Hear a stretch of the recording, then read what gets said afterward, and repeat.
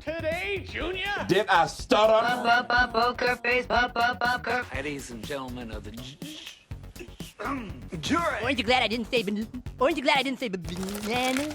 Hey everybody, welcome back to another episode of Did I Stutter. It's comedian Drew Lynch. I'm going to get into my time over in San Diego and La Jolla here in a minute, but first let's start every episode as you do, where I read off my tour dates because nothing is better than live performance, except for staying home and watching things.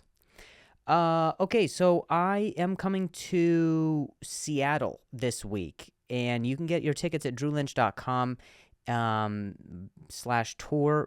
It looks like the show in Enumclaw, Washington is sold out, so we have the historic Everett Theater in Everett, Washington, and the historic Capitol Theater in Olympia, Washington. So anybody in the Tacoma, Seattle area can come see me. There's still some tickets available. There's a new date added in Austin, Texas.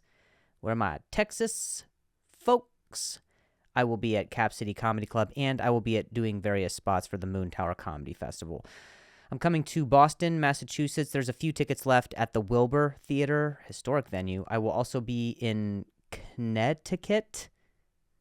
As people know, that's a tough word. But above all, I will be in Los Angeles, California at the Belasco Theater for the Netflix is a Joke Festival, following up some dates in Phoenix, Arizona, Vancouver, Canada, Buffalo, New York, and then I am coming to various cities all over Europe, Copenhagen, Paris, Amsterdam, Stockholm, Dublin, London. So tickets at drewlynch.com, and then it'll be a grand old time. I'm going to get into my time in Tucson, Arizona, and San Diego, the dates that I just got back from, in a minute. But first, let's go to one of my favorite segments, okay? It's Who Would Win in a Fight. Hit it. Who would win in a fight? This week, I think, is fairly simple in terms of everyone understanding the assignment. Who would win in a fight? A TSA agent or a bailiff in a court? All right? So, but I know you're okay. Don't be hasty here. Let's consider it, all right? I know you want to right out the gate say a judicial bailiff. I know that's what you want to say. I know that because of your hatred for TSA agents. But let's just consider it, all right? Every segment here we give it a fair, all right? Every example in this segment we give a fair weigh in, all right? Now, my first instinct is to say bailiff, all right? Because bailiffs, they just seem more stoic. They seem like they have seen some things. You know, I think a bailiff has a hard time not taking his work home with him or her. Maybe there's a bail her as well, you know? It's very possible. But I'm going to say that a bailiff is one that kind of just stands there all day. You know, you got the calluses. I see some TSA agents, they're, you know, but here's the thing. Both of these candidates have comfortable footwear. There's no question about this. Both of these candidates have comfortable footwear. And I'm cautious to say that the bailiff is my answer here because it's kind of they're dealing with one case. You know, they're dealing with one case a week. It's not multiple people all the time. So a TSA agent is going to be more on their toes. You know, they're looking for all types of stuff. Drugs, bombs, lithium batteries, apparently the number one threat to America. So a bailiff is really just making sure that no one dives after a judge. And that has happened. In fact, it's one of the best memes of all time. So I wonder if a TSA agent, were in the courtroom that day, I don't even think that would have happened. You know? They sense, like, here's how I know it wouldn't have happened, is because that person that was standing trial would have tripped over their pants since they don't have a belt or shoes on. Because that's required for some reason for you to take those off in order to be properly metal detected. Proper screening involves nudity. That's what I've always said. So, but we have to understand that the thing that we're talking about right now is like two different types of depression. Okay, we have somebody who is angry because they didn't have friends, and now they're on a power trip to punish those friends who get to go explore their dreams. And then there is someone who is depressed because they had a family member serve at the unjustly, fall mercy to the injustices of our justice system. Okay, right? Every bailiff feels like they're there because they got a cousin who did hard time wrongfully, right? You know? Every bailiff feels like they're taking the job so they can slip something in the cakes in the jail, right? Doesn't it feel like that? I'm not saying they're untrustworthy. I know that they believe their cousin is innocent. I know that. I just feel like they're too quiet. You know? They don't cough. They don't shed a tear during sentencing, or, you know, when the victims' families read things, which is very tragic, by the way. You have to have a hard exterior, right? But we're trying to understand the assignment here. It's a fight to the death. Now, I would put my money on bailiff because I want to see a bailiff tear apart a TSA agent. I want a bailiff who is usually bald to rip off the hair of a TSA agent, which is usually a wig, okay? And that's both men and women. I've been through way too many airports, and I have seen, like, both of you are bald. It's just one of you owns it, all right? And there's nothing wrong with baldness. There is just something wrong with compensating for being bald by being a total asshole, okay? So,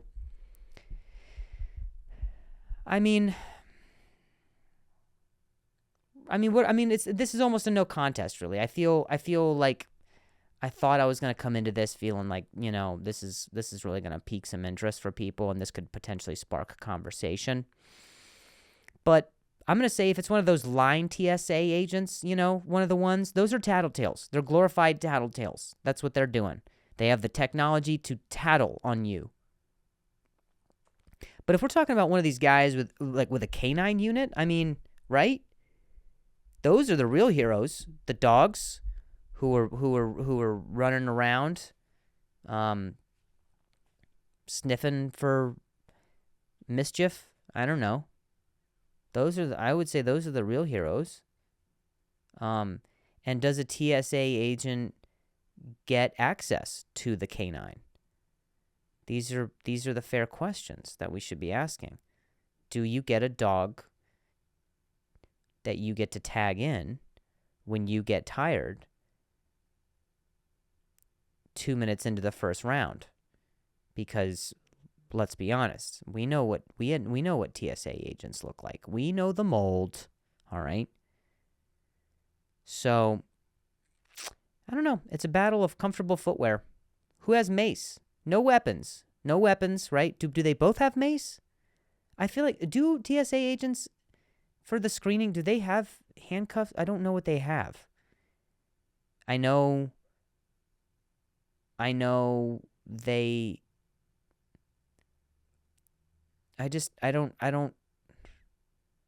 I'm losing faith in this fight the more that I talk about it. I think I would definitely take a bailiff. And I'm sorry that Gosh, I'll go back to names next week, guys. I'm so freaking sorry. Okay. A bailiff will beat a TSA agent's ass. They're just so they just have that quiet power, and they're protecting frail 90-year-old men and women. Okay. And they're doing it, but I mean, bailiffs also have they've got some lumber to them, They kind of lumber into a room, right? And they stand there and they put their thumbs through their belt loops a little bit, and they're just kind of like, kind of just there. Not I mean, they're listening, but it feels like they kind of have an earbud in and are tuning into Joe Rogan, It kind of feels like that. So I don't know. You guys tell me. Let me know who you think would win in a fight there. I think it only becomes fair if a TSA agent has access to a Malinois. Anyway, that's my Gripe. What the That's my gripe. That's my gripe. I was trying to leave Tucson, and I think that's reasonable. In fact, it's encouraged. I was trying to leave Tucson, and while I was trying to check in to the airport to check out of the city, I see 3 Southwest employees. Yeah, I'm calling you out. All right? So if you worked the Friday shift, Southwest, if you worked the Friday morning shift, Southwest, and you gave me lip, that's who I'm talking about. I'm talking about you, Lisa. That's exactly what I'm talking about. Yes, I gleaned your name tag because I wanted to know why so much attitude so early. Both of our days just started. This is the note we're on right now. Not enough has happened in your day for your day to be bad yet. So why are you being an ass? Why are you being an ass basket right now? That weighs, I was going to say over 50 pounds, but that was more of a luggage joke than a weight, than Lisa's weight joke. I mean, she was okay. She was fine. Nothing bothers me more than walking into an establishment and seeing a bunch of employees crowded around a phone or a computer. I don't like it. There's just some sort of old man in me it's like shaking everything inside of my being that says, get back to work. Like that's what it's saying. I don't waste corporate money, don't waste corporate company time. That's literally what I feel like I want to say to people, because that's what happened. I walked right up to the thing, and I'm the only person there because it's in the wee hours. It's 6:30 a.m., okay, for like an 8 a.m. flight. And there's 3 employees hovered around one computer, okay? And you can kind of tell. You can tell by their faces, all right? If it's a concerned look and you're like, oh no, something's going on with the software, fine. Okay. Let's troubleshoot. I get it. I like to sympathize in the loss. I'll be like, I'm on your side with this. I'm like, come on, God, stupid software, right? I worked in customer service. I'm on your side, right? But when I see you like giggling and just oh my God, like that, I do not like it at all. I don't, because it just, nope, break it up. What is this? I'm like undercover CEO. Get back to work, okay? So I don't know if it was my energy that just sent it that way, that said like, hey, let's focus up, folks. I'm trying to leave this place. But Lisa walks over and she says, you guys together? And it was me and my wife were the only 2 people at the gate. And we go, yeah, yes, we are. She goes, well, the computer's right there. You can check in. And I know that the computer's there. I understand that. I've been flying probably longer than you've had this job, considering our age difference. And you also have the computer on that side. But the difference is that one of us works here. I do not, okay? I don't seem to have a Southwest outfit, okay, and a badge. And I'm not behind the counter, right? So if there's 3 of you who aren't doing anything, and there's 2 of us on the same reservation, maybe you guys can put your heads together like you did to send a text to Julie's ex or whatever you're giggling about, and apply all of that brain power to just putting bag tags on my luggage. Because that's your job. It's not my job, all right? See, that's the thing, is if I go to Pizza Hut and I say, I would like a pizza, please, they don't usher me into the kitchen because I am the customer, okay? And I don't want to be one of those entitled assholes who's like, I'm the customer. I get what I want. But you know something? There's a way that you can say something to me. You don't need to say it so expectantly, because guess what? This isn't procedure. She's walking around talking like, yeah, this is what's customary. No, it's not. No, it isn't. Almost every other airport I've ever been with this airline, I put my bag up there and they say, let me see your ID. And then they go, okay, here's the paperwork that you need because I have a special computer, printer, whatever thing is. And here's the tags that goes on your luggage that I'm going to do for you. And then I'm going to toss it on the gate behind you. But these airlines where you have to just do it all yourself is crazy. It's crazy. And it's crazy that we're just complicit with it. Then are you going to buy half my ticket then? You buy some of my ticket then. What's the point? I lumbered my frickin' bag into a car, and then I drove it to a station, all right? I filled it up with gas, and then I frickin' put it back in your rental car center, and then I took a bus over here to wheel more luggage up to your attitude. And this is all before I even got on the flight that I paid for, okay?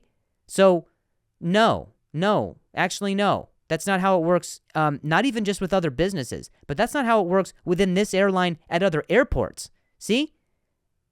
I'm in a different airport all the times, okay? You're in this one every day. And maybe that's why your attitude's sour. But we're like the thing, computer's right there. You know what? It is. There's there's probably one that is the exact same screen on your side. Except the only difference is that I'm losing money by standing here, and you're making money by being over there. But if you wanted to say to me, hey, if you wouldn't mind checking yourself in right there, and then I'll do something, I don't know, who knows what you would do, but that's not what Lisa did. She fucking scuttled her way back over to the little gossip party. And so then I'm just going to check it in. Then if I'm going to just check it in, then I should get all the flight benefits, right? I should be able to fly out, to go wherever I want for free. I should be able to put the thing on my luggage. I should go check my luggage in the back and do whatever, right? If you're going to let me, then here's what I would say is don't let me stop there, right? Then I should get to do all the jobs. I've already done this one. Let me just follow my bag all the way onto the plane then.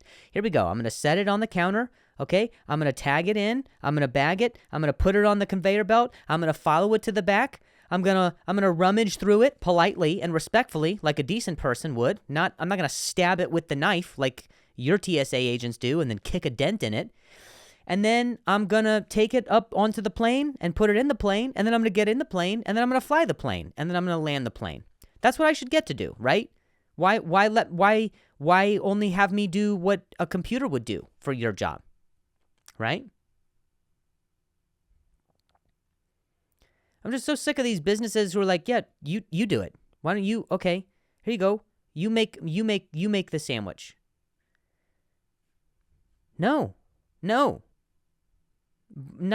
Nope. That isn't the point. I want it to feel official. Is that really the vibe you want to set? Is just DIY? Yeah, just DIY bag. Yeah, just DIY.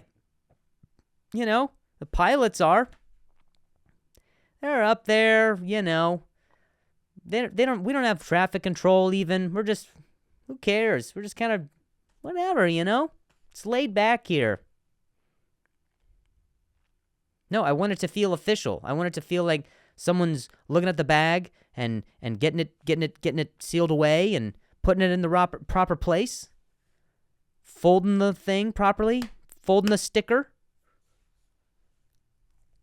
Yeah, that's what I want. And I don't want attitude in the morning. You can give me attitude in the afternoon. Fine. Then I can assume that something bad has happened during your day or whatever. Your son called you to tell you he's going to college somewhere else. Fine. But you telling me that you have this much attitude this early on just lets me know that you're just a stinky person. You're just stinky. You just, and by stinky, I mean you stink up every area, you know? Like just there's like an aura that, you know, like when Ursula walks around and it's just like that puffy cloud of fart that's like underneath her. That was this person. So, you know, and then when I handed her my ID, she said, I don't need that yet. And I was like, okay, but you'll need it though, right? But you'll probably need it though? So if you said yet, then you'll probably need it though, right? So what, you want me to put it back in my wallet, back in my pocket for you to say, and I'll see your ID now? What would you like me to do? Do you want me to summon a butler who is holding a silver plate that I can rest it on in the meantime? Why don't you put it just on the counter right over there? Look at all the counter space. We have so much counter space because there's nobody else checking in this early, and there's employees not doing anything else. So why don't you have one of your associates, one of your consiglieres, hold it delicately in the palm of their hand and then say, here you go, Lisa. She's talking to me like I should have studied how to do check-in in Tucson airport. That's what she's talking to me. She's like, you didn't study for this quiz? That's how she's treating me. And Mel. And I'm just like, okay, well, or yeah. So I'm filling out the shit on the screen, right? Which I already know how to do. You put in your confirmation number, which, you know, I hate doing it. I travel every week. It's multiple times a week. I'm traveling, dude. Just, can I show you my last name? Odds are there's only one Drew Lynch on this, okay? And then you type in that on your side, and then it pulls up the confirmation number, and then you hit select, and then you're on the same screen, and then you just do the check-in process. Can that be what happens, please? Why do you have to make me pull out my phone and pull up my email and no, not this inbox. Let me go to starred. Oh shit, let me go back from spam and then I have to find it. Oh, that was last year's confirmation when I was in Tucson. Let me fucking type in this thing and okay, here it is. Like you're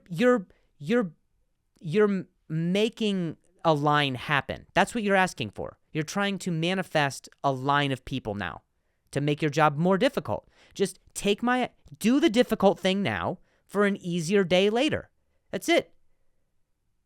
Do the easy thing later. Do the more difficult thing right now, which is really just your job, okay? Just read the ID and that's it right there. And then how many bags would you like? Oh, thank you for asking, Miss Lisa. I have 2 bags right here. And my wife, who is on the same reservation, as you'll see on your screen over there, she is also checking in 2 bags. May we present our IDs to you now?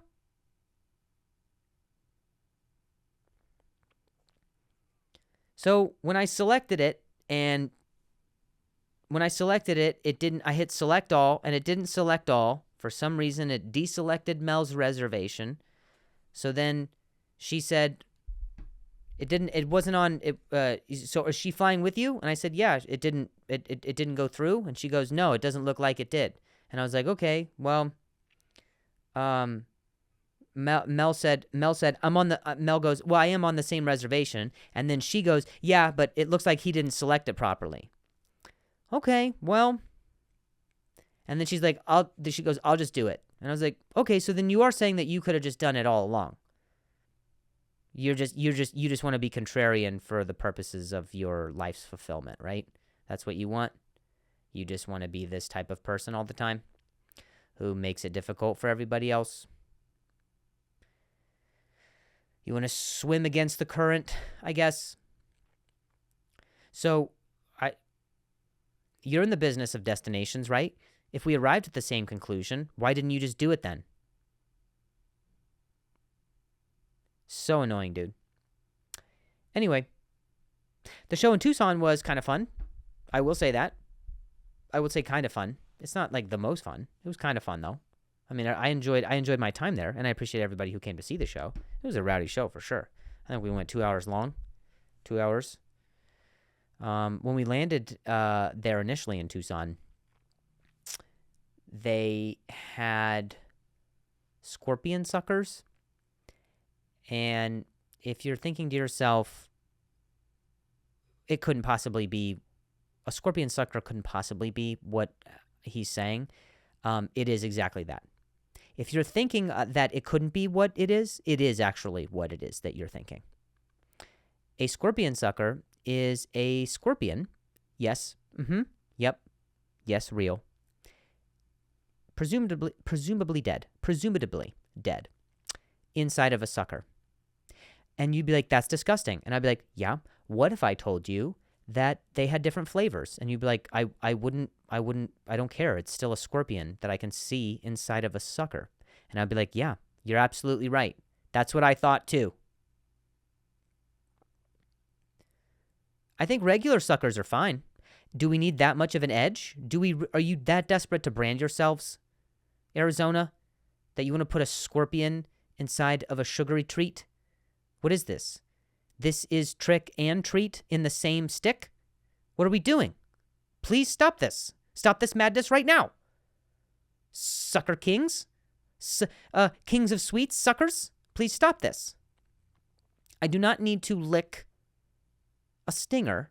I don't need to end up in the hospital because I licked a scorpion arachnid or whatever the hell they are.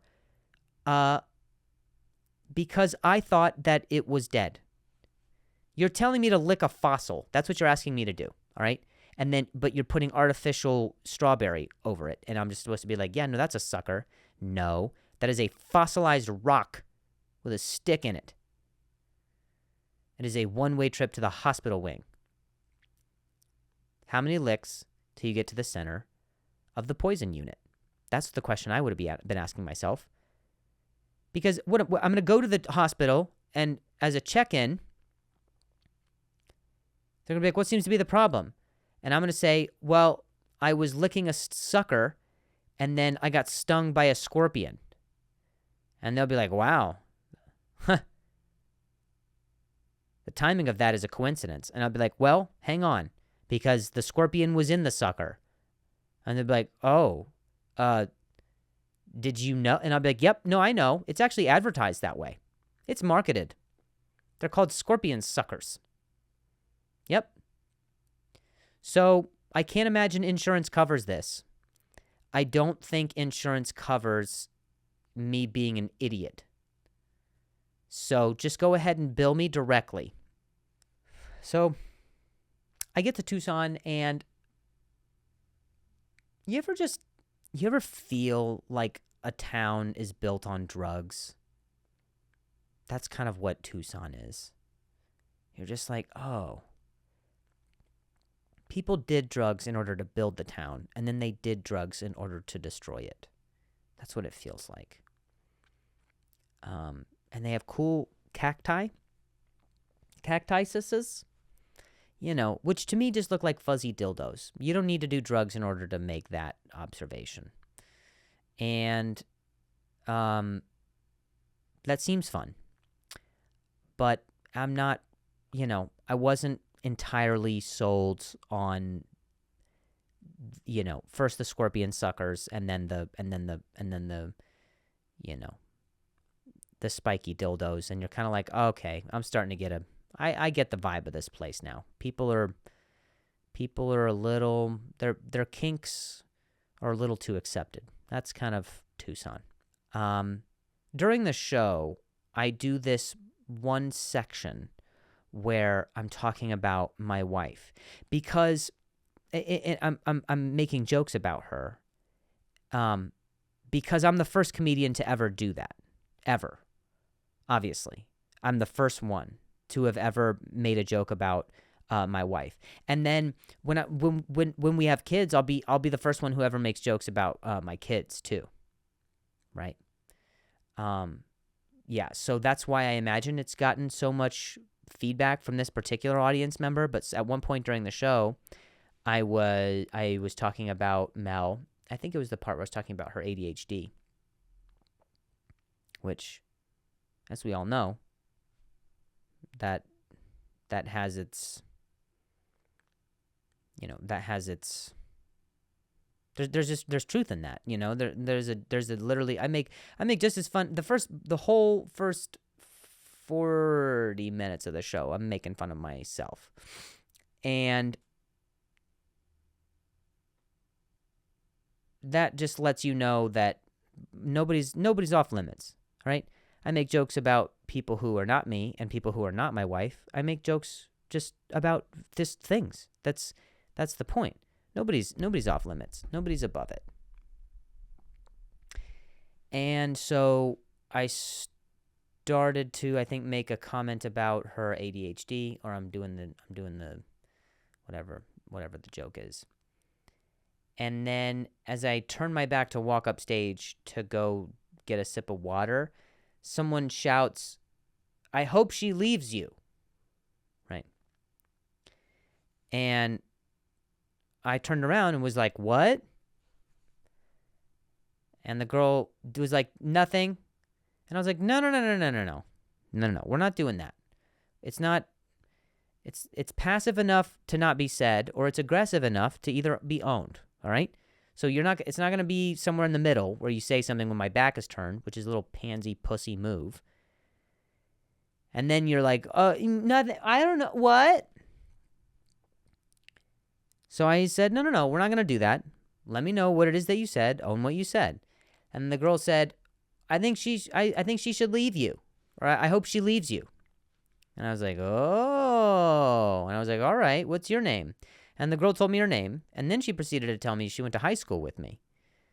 And I was like, oh, okay. And she was like, yeah, I was in tech theater. You were in regular theater. My name's this.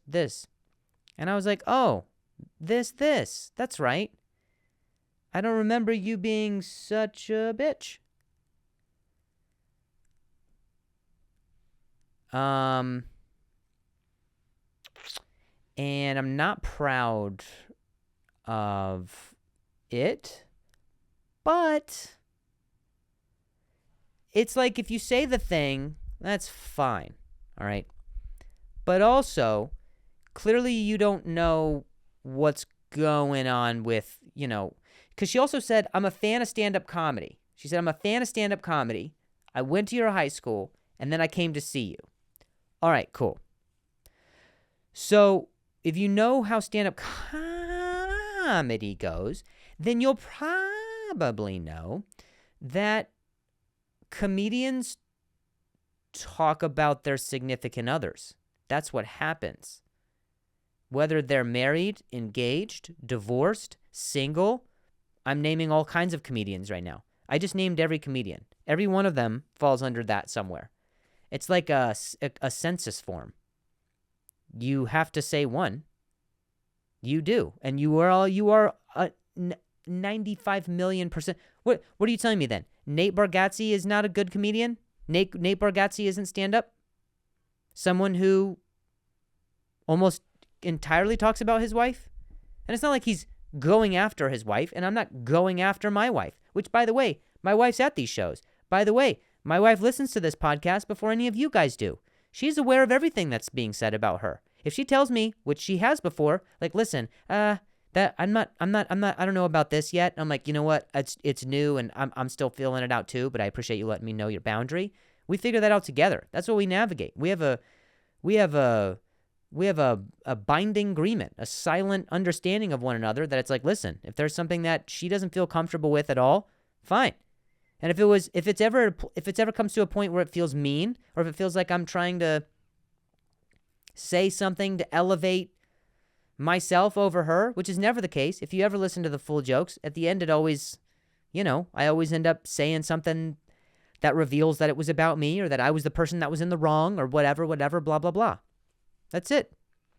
I don't talk about real things with real, like, real actual thing, like silly. Like I talk about how when my wife sleeps, she has daytime coughs. Like she daytime coughs in her sleep. That's, or you're gonna be like, she should leave. He shouldn't tell people that. Oh, fucking okay. You tell me, because that's a weird thing to have happen. I don't care if I'm married to you or not. If I'm in bed next to you and you go, in your sleep, bro? Like you're a dad who's looking over documents in the study? That's insane. That's how my wife coughs. She goes, sorry. Like, what? Well, she's asleep. I'm like, huh? I go, hello? And she doesn't say anything. That's a weird thing, man. So, and then on the way out for the meet and greet, which my wife is there for because people like to see her and say hi to her and support her, which is amazing. And I'm so grateful that you guys do. On the way out, the girl said bye and then iterated her point. I already said the thing that I said where the whole audience is like, oh, ah, which again, I wasn't proud of. But at the same time, who are you, right? Who the fuck are you? I haven't been in high school in 13 years. So what do you get to show up and try to make you haven't followed me. You don't know. Because if you did, you would know the nature of our relationship. She gives as good as she gets when it comes to the savagery level. But you didn't take the time to familiarize yourself in that way. And so on her way out, what she said to Mel was, you're too good for him. And I agree. I agree with this. There's been no evidence that points to me thinking that I'm better or even deserve my wife. She's been with me through literally everything. Things that I've told you guys and things that I haven't. Because it's really only my business and hers. Some of the stuff that she's seen me go through and been there for. And if you ever meet us after a show, you'll understand the way that we are. We're like, I'm so confident in our relationship that's why we're able to joke the way we do. The best way I could describe it is literally like friendship. That's the way I could describe it. Our companionship is built on the foundation of friendship. And so we play jokes, we do like stupid like pranks, we do things when we're in need of one another. We're there when we need to, like a shoulder to lean on. That's just who we are. And I'm from the Midwest. That's my whole family, dude. We don't have like a serious bone in our body as far as how we mean something. If we're joking around with you or about you, we care about you, and someone who doesn't understand that, it makes me feel sad a little bit that sort of, not everybody's sense of humor is the same, but that level of companionship, I think, should be the type of fulfillment that it's at least what I was looking for. I was looking for a friend that I could just kick it with all the time and just make jokes and be stupid and have somebody call me on my bullshit. That's the best. That's what friends are. And so, too good for me. as a friend and as a wife, I mean, I agree. That's why I work every single day to try to do something to give her a better life. Try to do things that, you know,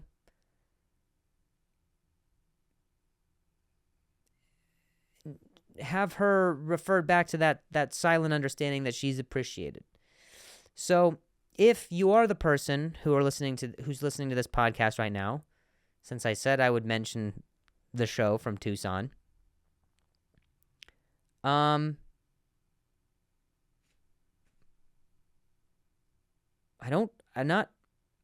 not really going to take back what I said, because I thought what you said was pretty bitchy. Now, I know there's this whole stigma between calling women between, you can't call a woman. Well, gender's gone, so go fuck yourself. And also, bitch knows no gender. That's what I've always said. If you had a bitchy comment and you said it to me when my back was turned, and then when I gave you the opportunity to say it again, you didn't own it, and then I had to implore you because you made the show awkward, and you made it about you, and your opinion that didn't really fucking then yeah, it's a bitchy thing. You were a little bitch. That's what happened. All right?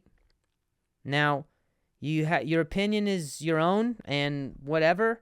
I'm sure if something happened between you and I at a later time, or at an earlier time, then maybe that's what's going on. But I talked about this with Mel afterwards. I was like, that's the type of chick that says like he's too good for, that's the type of chick that says you should leave him, and then when you leave, then she tries to come in. And then I'm like, whoa, wait, like that's that type of shit. You know what I mean? Where it's like, it's a tactic to try and like get one separated from the other. And girls are messed up, dude. They will do that shit where they'll like say a thing and then like, dude, I don't know, man. That's what it felt like. It a little bit felt like she was trying to say something to, I don't know. So she could, I don't know. There's so many things that Mel has to endure, which is why I know that she's like, it's not an easy position to be in the position that she is in, where she has to field all sorts of like sideways comments and all statements or observations that are made with ulterior motives, and try not to look in too much into it or interpret it, and still be good-spirited about everything, and still come from a good place and have grace with it. It's a difficult place to be in when there's, all different types of people making comments in DMs and in public about your, the nature of your relationship, which no one will know. And that's fine with me. I don't want anybody to know. I don't want anybody to truly have a glimpse into the way that we get to like talk to each other, because that's sacred. That's for us. That's our friendship. You know what I mean? So anyway, I've spent a long time about this. I spent like, this is too long. The point is, like, go fuck yourself. Go fuck yourself. All right? It's not, you don't know me. And I don't think you really knew me then either. So that's what's weird, is if we were like friends in high school, all right. And then maybe you could pull me aside and be like, hey, I don't like you making jokes about your wife's knees. Which, I don't make jokes about my wife's knees. I make jokes about my knees and about how she hates my knees. So, and I'll be like, yeah, well, all right, then we can have a conversation. But not that passive-aggressive bullshit. You know what I mean? I ain't about that life, dude. And then I was in San Diego shortly after Tucson. Well, I was in La Jolla. I was outside of San Diego. And it's nice. I like.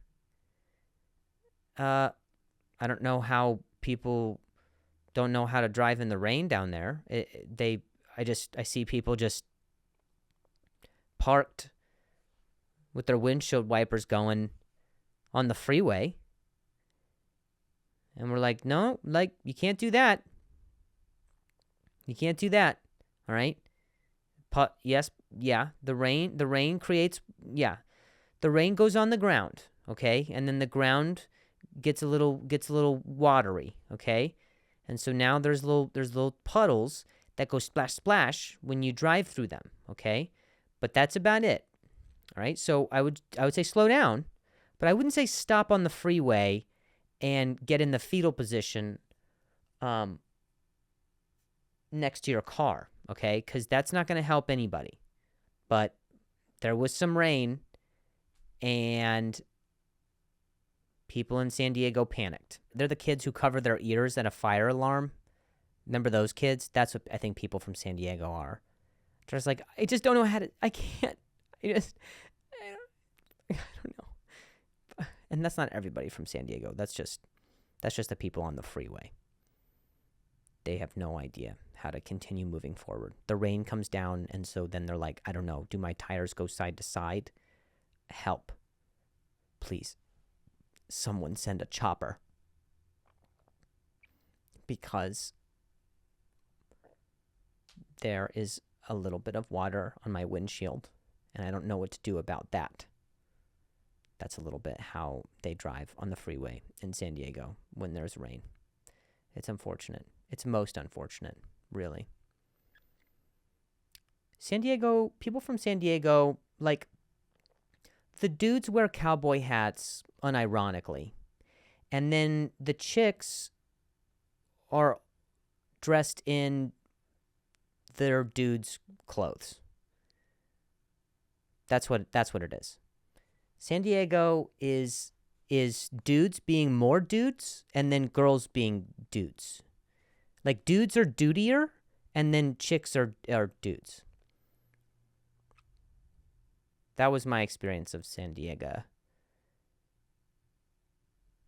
I mean, I def had fun, but there were some weird crowds in San Diego too, where people were like, you know, like where someone would make like a sound and you'd be like, is that a sound? And they're like, I don't know, what? And they're like, okay, maybe I'm crazy. And they're like, ha ha ha. And they're like, wait, why'd you laugh there? I haven't said anything that. And they're like, no, just, I don't know. And you're like, okay. And they're like, bye. And you're like, okay, why are you leaving? We just started the show. And they're like, I'm just kidding. I'm here. And you're like, please stop talking. It felt like everybody who had never been out before showed up on the same night. That was what happened in San Diego. And we were like, all right, guys, we're going to get through this. I'm going to teach you. I teach you. But this is what I learned over the Easter holiday is you can tell what type of person someone is by how many ha's they type. You know, there's ha ha ha, and then there's ha ha, and then there's ha. And these can most be judged in a similar way as when a cop asks you how many drinks you've had tonight. You kind of, I think 2 is pretty much the best. 2 is the mentally healthy answer, okay? Even if I haven't drank that night, I say 2 because I don't want no mess. You know what I mean? And even if he makes me get out, then I'm like, here's the most sober DUI test you've ever seen, dude. You ever seen a cartwheel on a straight line? Yeah. How about that? Take a video from my parents. Send it to them. So, I don't quite know how that applies. But I do know that ha-ha types of people are healthy, okay? And ha-ha-ha types of people are depressed, okay? If someone sends you a meme and you go ha-ha-ha, you're trying too hard. And you know that. You know that you are vying for everyone's approval at all times. You know that's what you're doing. Let's stop running from it. You know you thought it was funny, but you didn't think it was ha ha ha funny, right? So just say the ha ha, okay? Ha ha, and then make a comment, all right? You didn't actually ha ha ha, you know? So the LOLs, those are for the moms. Let the moms have the LOLs, okay? Because they probably did LOL, all right? Maybe not. They're probably just trying to still connect with their kids. And so they said LOL, all right? The ha ha ha, I used to be a ha ha ha type. And I'm not that anymore. And that person is dead. I can't give that much energy and that much laughter to everybody, all right? You guys are taking too much from me, okay? You can't think that my opinion is that high of you. You're yes, I enjoy your company, but, you're my barber. Okay? We just, let's neutralize this back to a ha-ha climate, okay? We're not lovers. Stop it with this ha-ha-ha. No. We're gonna ha-ha, and that's it. I'm not gonna ha ya, all right? I'm not gonna ha, because I'm not a psychopath, and I still care about you and have space for you in my life. But if you message someone and they say ha, fire them from your life. Fire them from your life. Okay? Ha's are usually reserved for dudes with backwards caps, dads who you don't really connect with much, and teachers outside of school. That's it. Those are the only people who say ha. Okay? I do not mess with, do not go wandering into ha territory. Those people are too mentally stable. Okay? They use the phone as just ha, they're not even kind of aware that you're on the other end, hoping that you at least sent something that was worthy of their time. All right? So they go ha. If they don't put a second ha in there, they don't give a shit about you enough to know that this is the way they are communicating is conveyed to be interpreted from you being received on their end. Right? That's they have no idea. All right? They're not going to put their care into constructing how a message might appear. Then get them out of your life, dude. No way. What is she, a distant aunt? Get out of here with that ha. Your ha. Your boss says ha. That's it. Ha. And then return. Don't text me on the weekends. That's what that is. Ha's are the type of people who leave you on red, dude. Just leave me on red. I'd prefer that. Let me know how you feel. Don't even make the effort to type two letters send, you piece of shit. You ha? No, give me the ha-ha. I'm okay with the ha-ha-ha, too, I guess.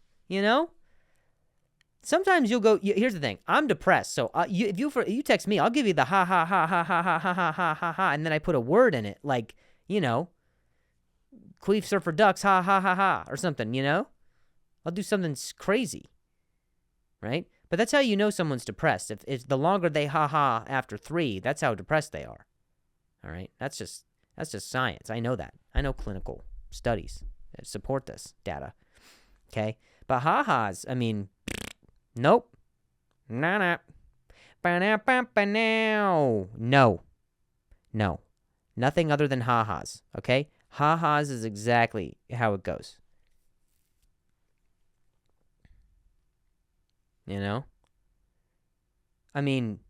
That's aha is the type of person who just lets a joke die right in front of you in person. Huh? Well, you could barely get air up to your esophagus. Your lungs were so weak you couldn't get enough of a whoosh behind the letter A to say huh? Huh? You just huh. Why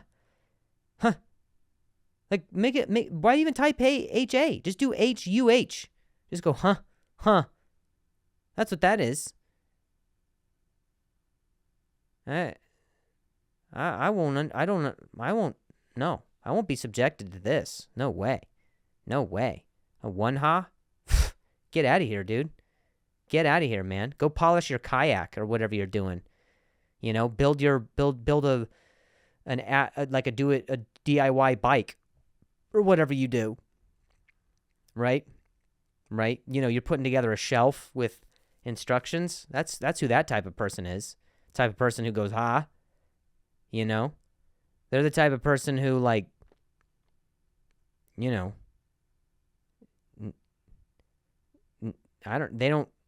they keep their change. That's who a ha person is. A ha person, you hand them 20, and here's your change, 23 cents. And they don't, you know, if the next sound is not into the tip jar, that is a ha person right there. That's a person who pockets that 23 cents and says, yeah, I could use that towards my bicycle trip across Switzerland. That's who that person is. All right? That's a person who visits museums actively. I don't trust a ha person. I'll trust a ha person to pepper spray someone if I need that, you know? I don't know. I'll try, like, if I need legal counsel, I'll message a ha person, but I'm not gonna, you know, I'm not gonna trust him with my life. No way. No, I'm not gonna trust him to come to my graduation. Nope. A ha person? No, they don't care about you. They don't care about anybody other than themselves and their plant collection. That's it. It's sad, really, you know? It's sad. It's sad that you can't give me, you know. I would have to think that if someone is doing a ha, it's that they just didn't finish a text message that they were sending to me. I don't know why that was such a tough sentence for me. That's what I would like to think, is that if a person messages me ha, I tend to believe that they died in the middle of typing, happy you sent me such a hilarious meme because my life is better for it. And they got murdered. That's what I would have to believe. My social need to be accepted is too frail. I can't deal with it. Just do me the courtesy of hit me with the ha ha. Not the ha. You know? Or the ha ha ha. If you ha ha ha me, we're not friends probably. You're jealous of me, I think. You want to see me burn. I don't know what, and I don't have much, so I don't know why. But you're either trying too hard to people please, or, you know, you're trying too hard and you don't actually want to be my friend. You don't want to call me. Speaking of, depression is the only thing that if you tell somebody you no longer have it, they do not believe you. Have you noticed that? Like, if you say, hey, I'm cancer free, immediately people will go, hey, that's amazing. But if you say I'm free from depression, they're like, we should get a second opinion. They pay extra harder attention to you.